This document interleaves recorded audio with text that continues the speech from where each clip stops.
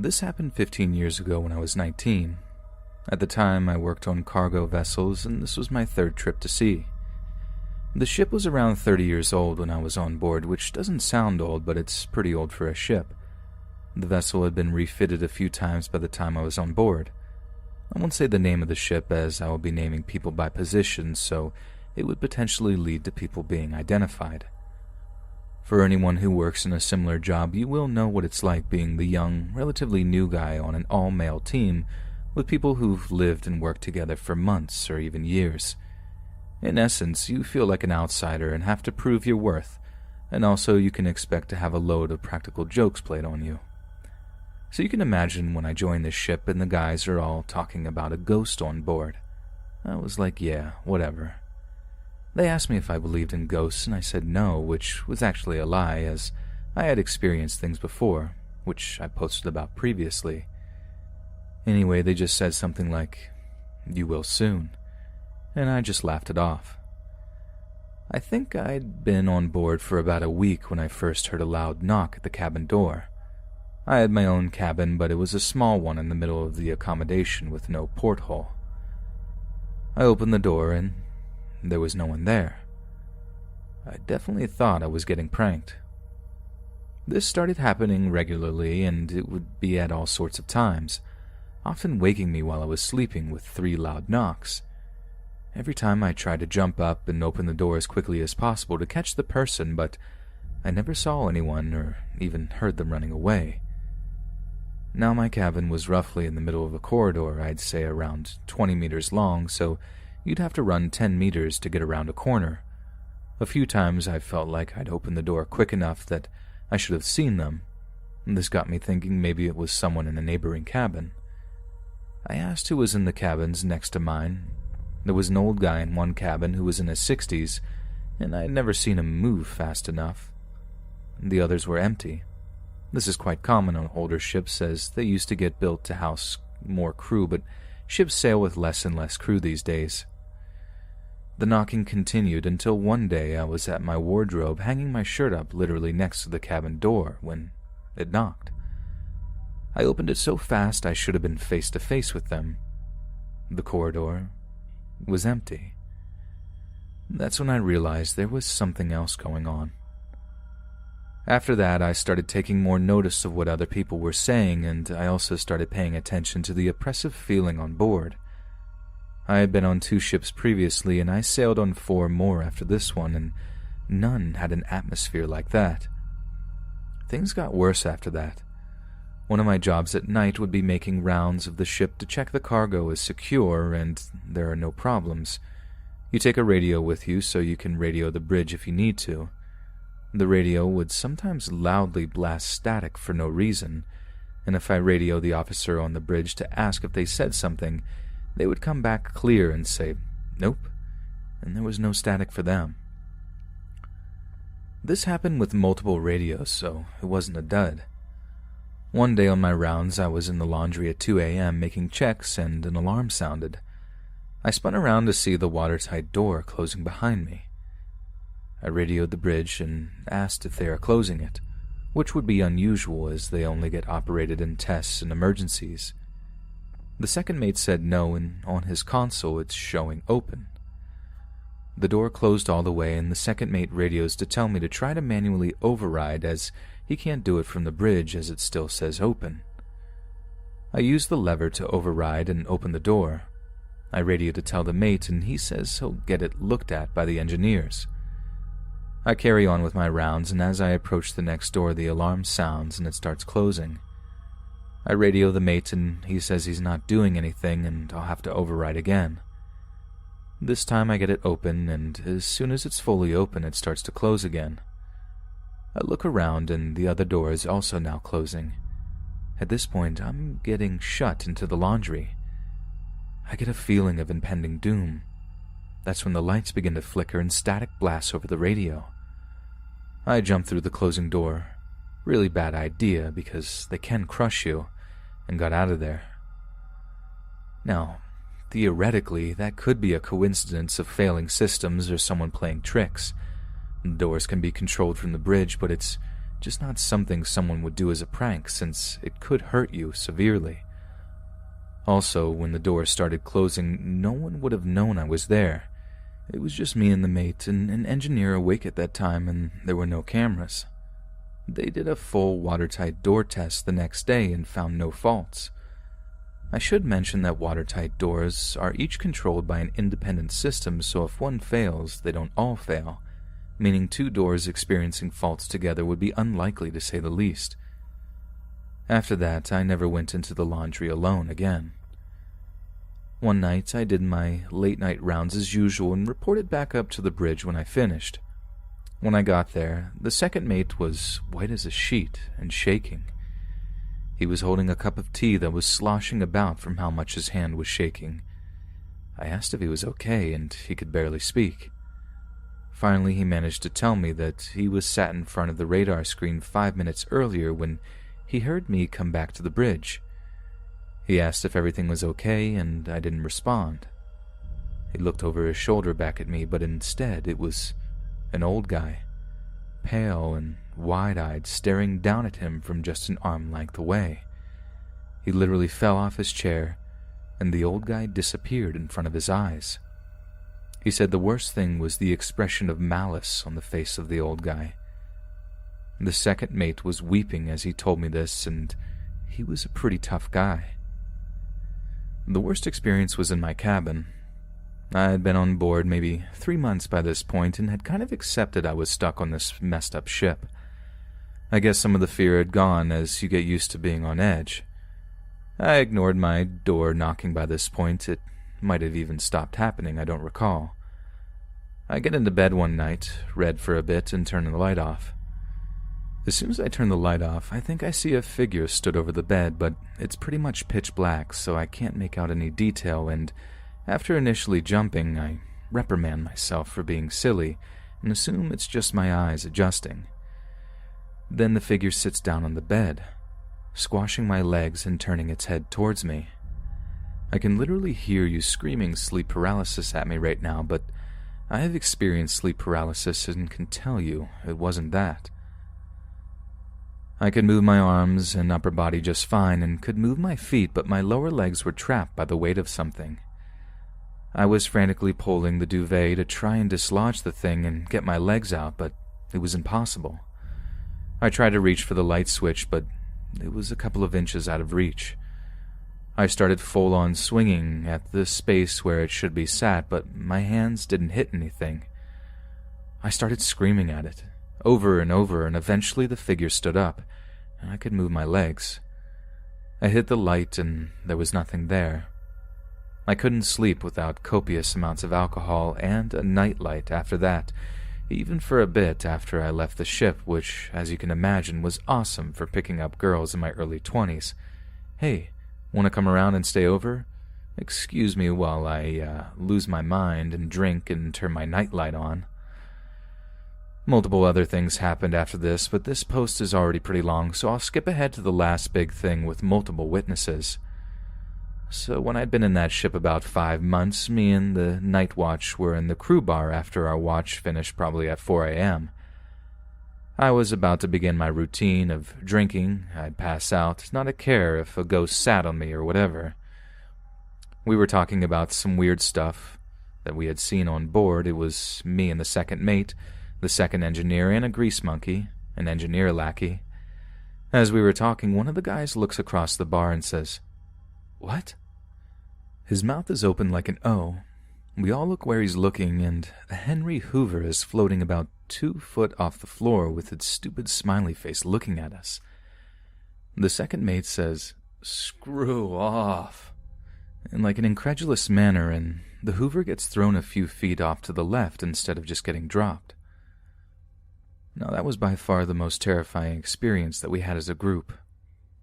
I've never experienced anything quite as tangible as what I did on board that ship, and I hope to God I never do again.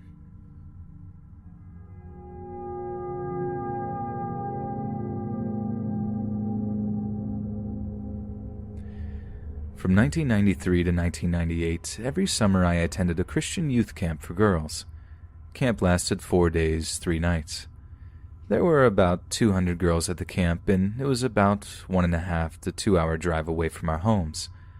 Some of the camping areas were tent only, others had A-frames, and at least one of the camping areas had longhouses. The campground is called Ensign Ranch. You can look online to see pictures of what these different camping areas look like. It's a really safe campground, and we had a lot of fun every year. In the evenings, we would tell spooky stories, pretty typical stuff for youth camps. On the last night of camp in 1996, I was 15 at the time, there were several of us girls on the top level of our longhouse. It was past bedtime, so we were quietly telling scary stories. I had told a couple, one with the help of a friend, I'll call her Lily. I don't remember the specific stories from that night, just typical, and the hook was hanging from the car door stuff. After a couple of hours of spooky stories, someone else was talking, and I was getting really tired and could hardly keep my eyes open. Then some of the girls asked me to tell one more story.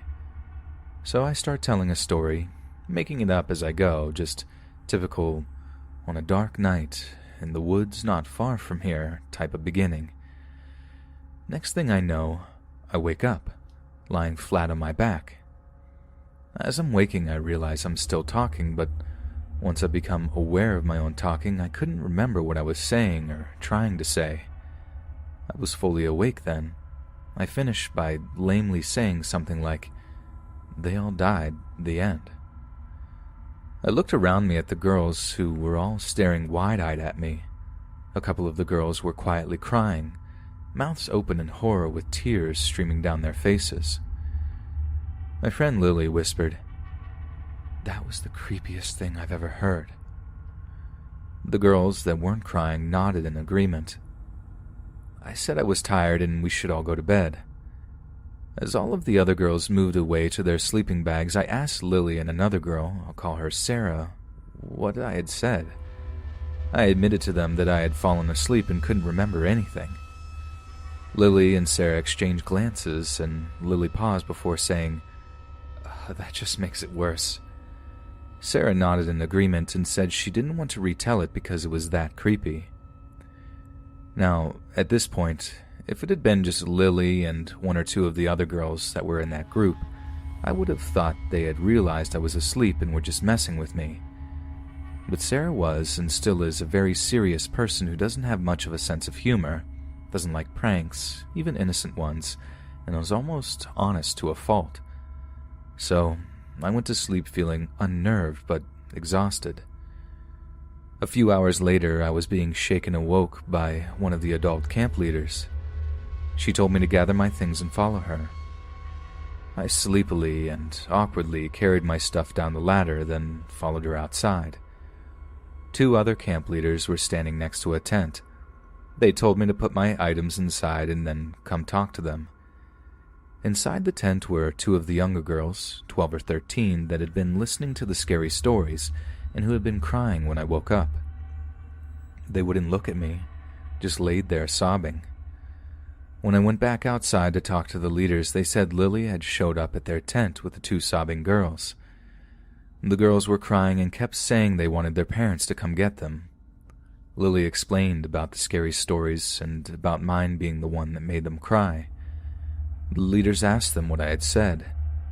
I admitted I had fallen asleep and honestly didn't know.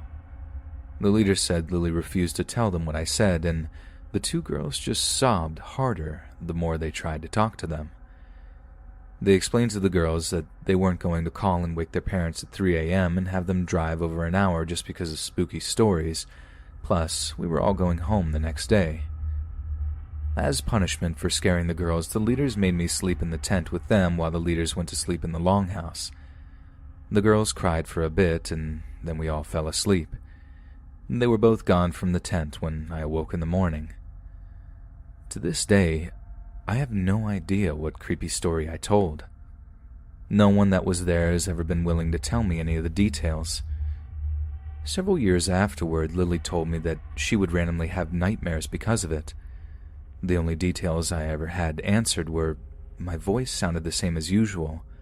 My eyes remained closed for the majority of the story, which creeped them out more. And the story was coherent and made sense up until the end when I lamely finished speaking. Again, if it had only been Lily and a few of the other less serious girls, I would know that they were just messing with me. But Sarah and most of the other girls that were there, including the one that cried most of the night, being part of a prank on me just doesn't seem probable.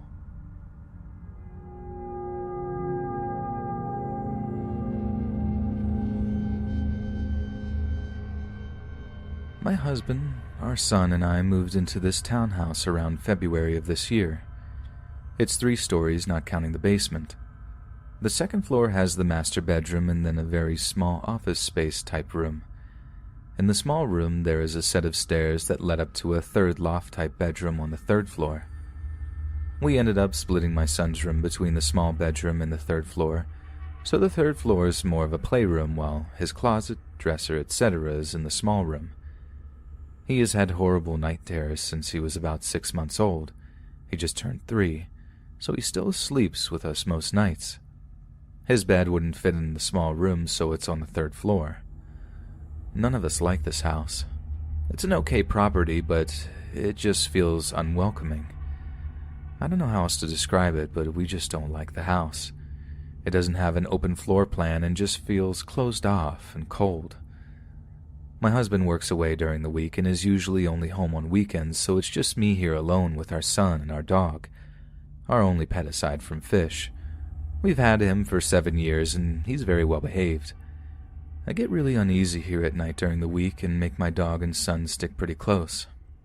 I've had a couple small things happen, like hearing footsteps running around on the 3rd floor. But the townhouse to the left is empty and the right doesn't even have a 3rd floor like we do. It's a row of 4 townhouses. The 2 middle have a 3rd floor. Oh, and my son and dog are both terrified of the basement. Unfinished washer and dryer are down there. My dog will not go down there. He has never once been in the basement. When I do the laundry, he stands at the top of the steps and waits for me. We've tried multiple times to make him go down after he rolled on a dead animal or got covered in mud and needed cleaned off, but treats aren't good enough, and we've tried to carry him, but he wiggled and threw himself around so much that even my husband couldn't safely carry him down. He's 70 pounds. My son was speech delayed. He went through speech therapy, which he has since graduated, but his speech just recently took off. Right after we moved in, I went down to do laundry and carried him with me, and as we got into the basement, he said, "Mama, what that?" As he pointed around the ceiling of the room and a follow something type motion. I asked him what he meant, and he said, "Those flying people." At the time, that was a pretty significant amount of talking for him. Usually he would only say a word or maybe 2-word phrases at a time. It creeped me right out. Also, more recently, when he isn't having night terrors, he talks in his sleep like crazy, and at least once or twice a week he sits straight up and points to the ceiling or the corner of the room. Every single time, never the floor or couch or anything, and says, "Mommy, who's that?" Or, "Mommy, what is that?" He'll repeat the question over and over and eventually start crying as I tell him he's just dreaming and there's nothing there. I never see anything, but it's enough to scare the pee out of me, especially at night when we're alone. Basically, I'm trying to get at is that we've had a few creepy things happen, but it's nothing that can't be explained. Which leads me to the point of this post. In the small second-story part of my son's bedrooms, I keep his dirty clothes in a cylindrical heavy cloth Batman hamper. Right after we moved in, I noticed that his clothes were always laying on the floor around it. I pick them up and throw them back in, but the next time I would go upstairs, they'd be back on the floor. I didn't think anything of it for the first couple of months. It was just annoying. I thought my son was doing it at first, but he is rarely on the second floor without me. He's like my little shadow and follows me everywhere. I started taking notice of it more and would make a point to put the clothes back in before we would leave the house to go somewhere, and even though no one would be in the house while we were gone, the clothes would be out. So at that point I decided, okay, if it isn't my son, it is the dog doing it. I checked the clothes to make sure he wasn't chewing them or anything, but They never had any chew marks or slobber on them, and they were always just right outside the hamper. It wasn't like he was dragging them to his bed or kennel or anything. He always had access to the hamper at his old house, but this never happened there. Plus, I don't think I've ever actually seen him in my son's room. He hangs out on my bed, in his dog bed in the kitchen, outside, or in his kennel. Whatever, I suppose dogs do weird things sometimes. After that, I didn't pay much attention to it until recently when my husband brought it up to me. He started noticing it happening on his own, even though he's only here on weekends. Last week he asked if I'd been the one digging through our son's hamper and leaving the clothes on the floor. I told him how it's been happening for a long time now and that I think it's the dog. So we decided to start closing our son's door when we aren't in there just to see what happens. It's been a week now. The first time it happened with the door closed, I figured maybe the dog had done it somehow before I closed the door, but it kept happening. My husband took off for work today for a doctor's appointment, and this evening we decided to go do some grocery shopping. As we left, both my husband and I checked the bedroom, shut the door together, and left the house together so we couldn't blame the other for gaslighting. We also locked the dog in the kitchen just to be sure. When we got back, we went upstairs, and I kid you not, all the clothes were torn out of the hamper, and the hamper was laid flat. It looked like a steamroller ran over everything. That door was closed, and I know that there was no one in the house, and there's no way it was the dog. It's just weird. What kind of ghost haunts someone by making a mess of a hamper? It's just so random. The door we closed is the only way into the part of the house, and we don't have an attic or crawl space. All of the extra space was made into the third floor bedroom, so it isn't like we've had someone living in the attic or anything. Our landlord told us a long time ago that the people that lived here before us were a young couple with a newborn, and they ended up moving because they bought their first house. Nothing weird there, I suppose. The neighbors have said before that they were a nice, normal family, so there's nothing creepy that happened on the property unless it happened before they lived there. I'm pretty stumped here. I feel like this is almost a glitch in the Matrix type thing.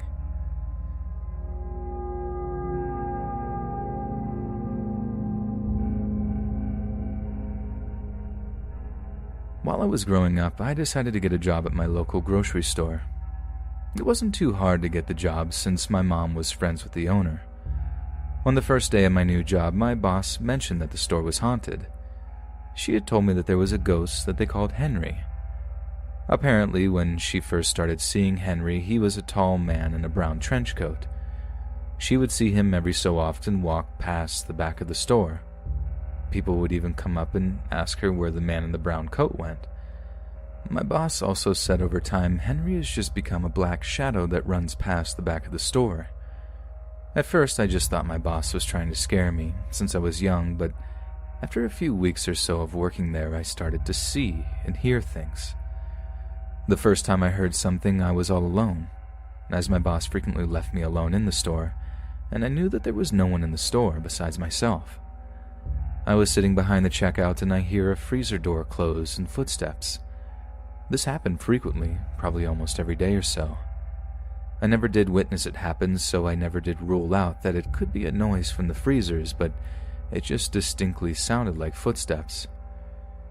There were occasions that I had seen a black shadow thing move in the back of the store, but I felt that it could have been my eyes playing tricks on me.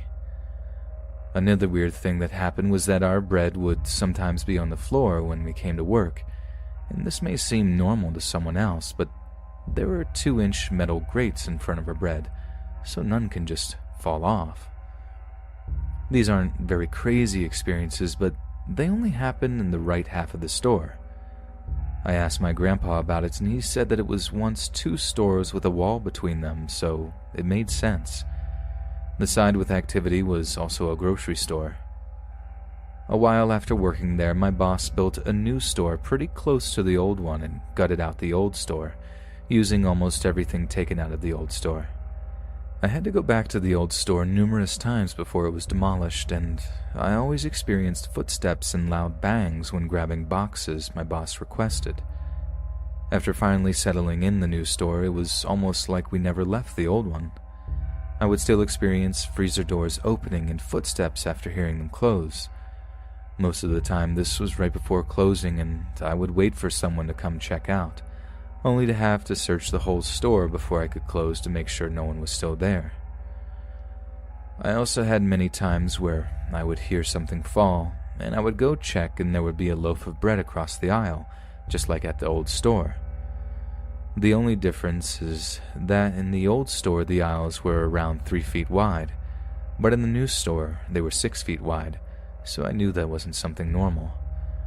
The only thing that seemed to change was that there was no shadow figure running past anymore.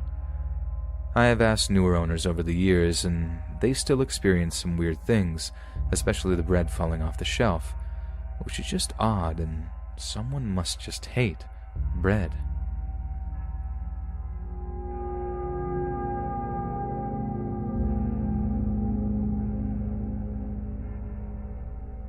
During the time my story took place, which was only about 3 or so months ago, I was currently living in Germany, participating in a military exercise.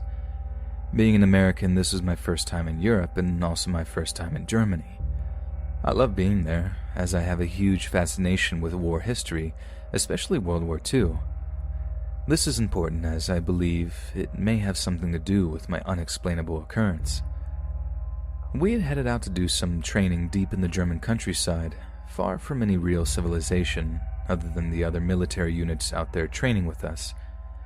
At this particular point, we had been out for maybe 3 or so days. We still had about a week to go, and we weren't expecting anything crazy to happen this early in the week.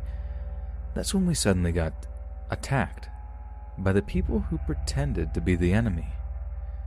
Luckily for us, my squad wasn't attacked directly because we were far away from everyone else, providing communications to our artillery unit. I would say we were a good couple of kilometers from anyone else, and we were on top of a huge hill. That way our radio signals can go further and be more effective. Regardless, we still needed to pull security just to be safe. I happened to be the first one on guard shift that morning, so I grabbed our machine gun and headed out from our vehicle. Now the hill we were on was huge, and had only one real way of approach, which was a tank trail that went from the bottom of the hill all the way to the top where we were. At the top of the hill it was mostly flat, but had another smaller hill to the left of the road. So basically if you followed the road to the top and then headed left about 30 meters, you'd be at the base of this other small hill. Well, this small hill was the perfect spot to set up a machine gun nest, so that's where I put it. The hill was impossible to come up behind where I was sitting, as it was super steep and heavily covered in brush and trees. This brush covered almost the whole part of the little hill, leaving only one possible way to get up there, the way I was watching. Fast forward 30 or so minutes and the sun is just starting to rise through the trees. It was so quiet and peaceful, and I just sat on guard enjoying the beauty of Germany when it happened. I heard a very distinct hush voice say, "Hey," almost as if it was right next to me. It seemed like someone was trying to quietly get my attention. No wind was blowing, no birds chirping, nothing. I quickly looked around to make sure no one was somehow able to sneak up on me, and there was not a soul in sight. The rest of my squad was a good 100 meters away in the vehicle, and I couldn't even hear them. It freaked me out, but obviously I had to stay at my post. Then I was officially unnerved when my sergeant tried to sneak up on me a couple of hours later, but I caught him. He didn't realize how steep the hill was and how covered in brush it was, and I could hear him a mile away. He then said that he was glad that I had my head on a swivel and doing the right thing. We began to talk, and then he proceeded to tell me what I didn't want to hear. He basically told me that the area where we were training was a battlefield from World War II, and that a lot of our guys from our sister unit died around there because they had no artillery support and the Germans were so well dug in they couldn't do anything. That information, combined with finding German World War II ammo cans and machine gun belts in the area, led me to put 2 and 2 together. Honestly, I'm not sure what to think about this. I have no explanation as to why I heard this voice, I believe in the supernatural, but I also believe in explaining things. The thing is, nothing adds up. I wasn't tired, there was no one around me, and there were no other sounds in the forest. Part of me wants to believe it may be the spirit of a lost soul of the war, or maybe something else. Either way, I'd like your guys' input, and maybe some answers to explain this eerie occurrence.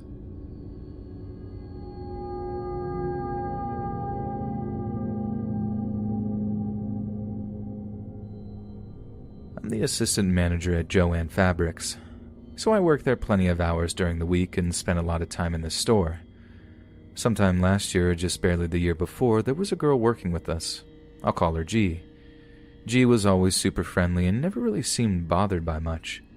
She was best friends with someone also working at the store, who I'll call C. Now, I never really got to know G very well, but I still got to know her a bit. Fast forward several months, and I find out from my manager, G passed away. She died in a really bad car accident. C was out of work for a while. Understandable, since her best friend of I think 13 years had just died. Now, fast forward a few months, I find out that C had apparently spoken to G. I'm super spooked, but I ask her how. She basically says, through a pendulum. The best way I can describe what that is a necklace with a point to it that answers yes or no questions while you're holding it. So, I definitely find it interesting. While C and I were closing one night, we notice we hear some odd noises coming from our upstairs. Now, upstairs is basically where we keep extra shelves and baskets. We try not to think much of it, but there was one point that it came down and just the sounds of someone walking around the store, even though we had just closed. We looked around to see if we could find the customer, but there was no one there. After we finished closing the store, we sat outside. I had to wait for my ride, and she said, "We could ask if there's someone here." She pulled out her pendulum and started asking questions. I was curious, but extremely skeptical. It seemed to be answering questions, but I just put it together as she has to be moving it. Things like, "Are you a nice ghost?" It would answer yes. "Are you someone we know?" It answered yes. We didn't think it could be G at the time. Why would she be there? Now, while there's plenty of small little hauntings I could go over, I'll go over the ones that made both my manager and I certain. Here's the thing. I never brought this up to my boss. I knew she'd probably disapprove, definitely disagree, so I felt like I was just making mountains out of molehills. Things like when I'd walk into the store by myself in the morning, and when I walked by the Cricket vinyl aisle, I'd hear a motion and then a vinyl would come off the hook and roll down the aisle at me. This happened twice, 2 separate mornings. Another time I was putting on iHeartRadio. I was changing it to a station that I liked, and all of a sudden there was just static in the radio, and I swear there was just a voice that said, "F you." Guys, I've never had such painful goosebumps in my life, so I switched stations and the music came on. The last thing that put the nail in the coffin, so to speak, was when my boss came to me. She has heard some of the funny, haha, we're hunted gossip and heard about some of my experiences. She was so dead serious and told me what happened when she had opened that morning and another morning. The first thing she experienced was when she heard someone walking around in the store from the back room. She looked up at the monitors we have in the back and saw someone slowly walking down the jewelry aisle. She walked out there, phone in hand, to call the police, called for them, and saw there wasn't anyone.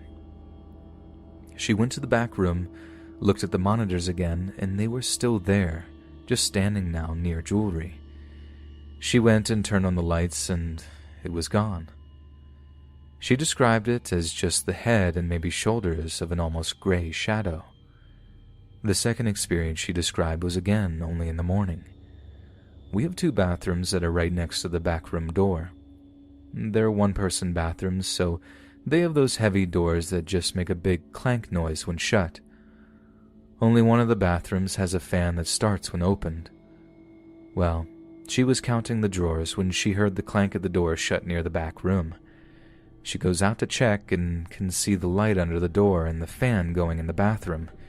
She knocks on the door, and the light and fan turn off. She opened the door. No one there. She told me she was just shaking and called her husband and told him what was going on. He came to me later, talking about one morning when he was visiting her at the store when he was standing near the crick-cut vinyls, and with no one there to touch them, saw 3 of them just suddenly start swaying back and forth on their hooks. Now he believes in ghosts and told me and my boss, "I'm very certain that it has to be G." And we were both a bit taken aback.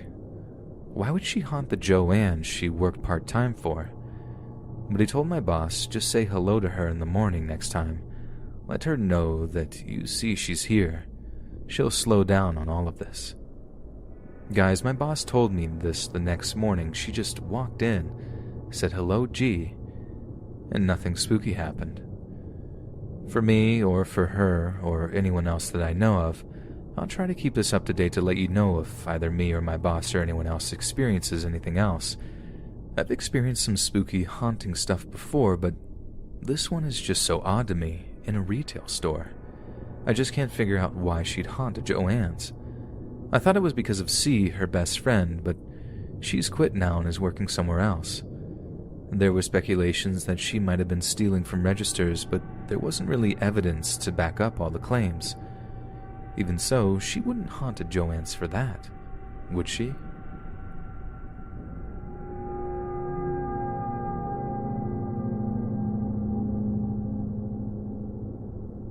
I have had several creepy encounters in my life that I couldn't explain. However, this one happened tonight and it truly boggles my mind. I was in a grocery store desperately trying to find the restroom. It was about 10:30 at night and the store closed 30 minutes after. Finally found it, and I always walk through the restroom at night to make sure I'm aware of my surroundings. I checked the stalls. All of them were wide open, and to my luck the bathroom was completely empty.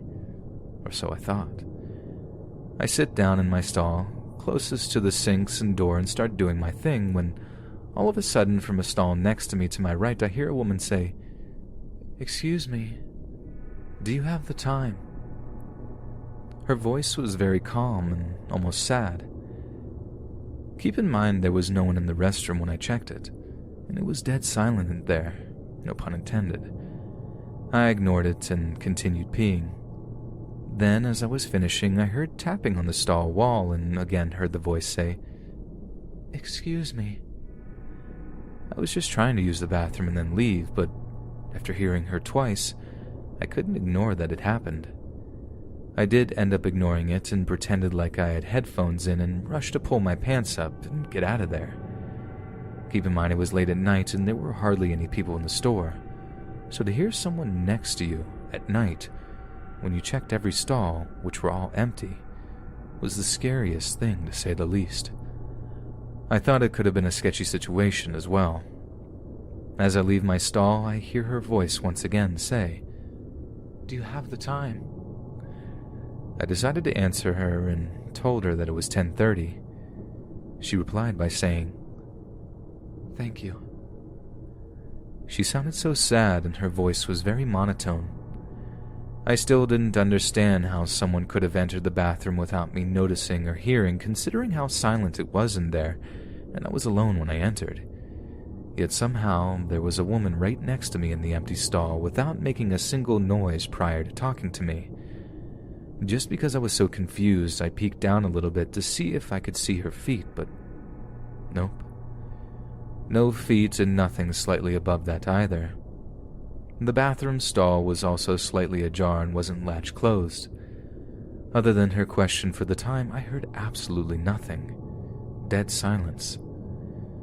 I proceeded to wash my hands and then left quickly. Even if that was someone tweaked out, I didn't want to stick around and find out.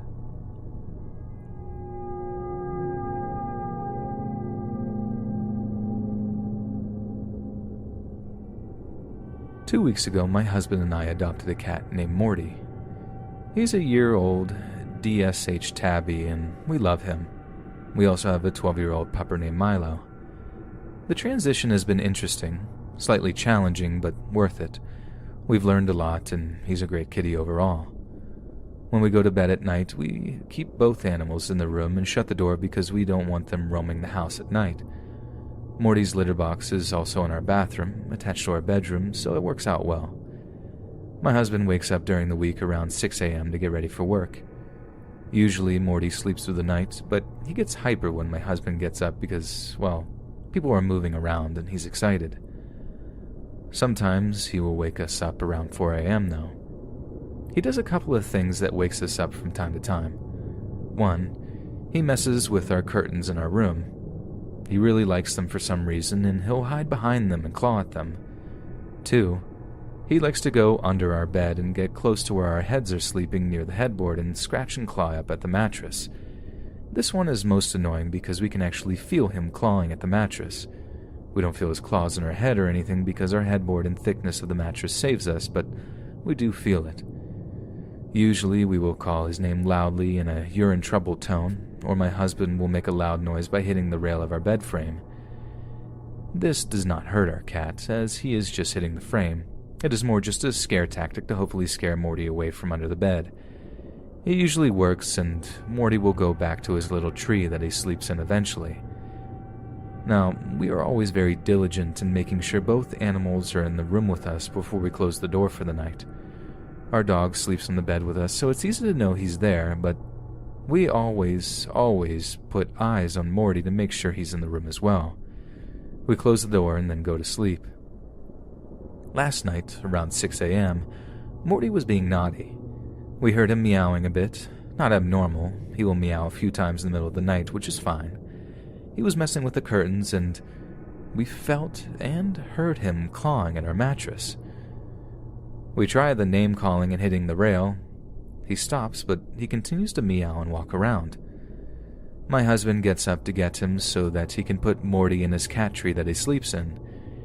He grabs his phone to use as a flashlight. We sleep in complete darkness. First place he checks is under the bed. Morty's not there. Our room is not very big, but he does have a bathroom and closet attached to it, so he checks in there and he doesn't see Morty. As he's walking towards the room again, we hear Morty meow and he flashes his light towards the door. He sees a shadow under the door. He opens the door. Morty walks in. We can't explain it. We felt him moving around in the room. We heard him meowing in the room. I should also say that Morty is very vocal when he doesn't like something. As the shelter where we adopted him, they actually told us that he was returned twice because he meowed too much. We have realized that Morty likes being around people. As long as he knows there's someone with him, he barely meows except for a few here and there. We had put Morty in the laundry room once when we were trying to vacuum and he nonstop meowed the entire time. If we had left him out there for the night, he would have meowed nonstop to come back in. That didn't happen. My cat literally teleported.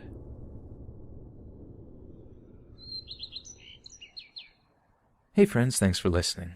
Be sure to subscribe and click that notification bell to be alerted of all future narrations. If you got a story, be sure to submit them to my subreddit, r.let's.read.official, and give and receive feedback from the community, and maybe even hear your story featured on the next video. And join my Discord to interact with me and other listeners directly. And if you want to support me even more, grab early access to all future narrations for just $1 a month on Patreon, and maybe even pick up some Let's Read merch on Spreadshirt. And check out the Let's Read podcast, where you can hear all these stories in long compilation form and save huge on data, located on both Spotify and Apple Podcasts. Links in the bio. Thanks so much, friends. And remember, the veil is thin, but my booty is thick.